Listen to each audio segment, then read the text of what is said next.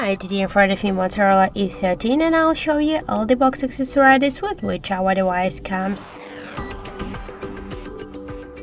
So let's first open the box. So this is space for our phone. Let's open it.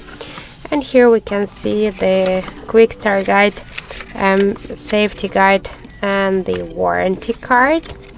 And also I got here the SIM eject tool. The next is the charger brick, the Motorola original charger, and the last accessories in our box. This is the USB Type-C cable. So that's it. That's all of the box accessories with which our Motorola device comes.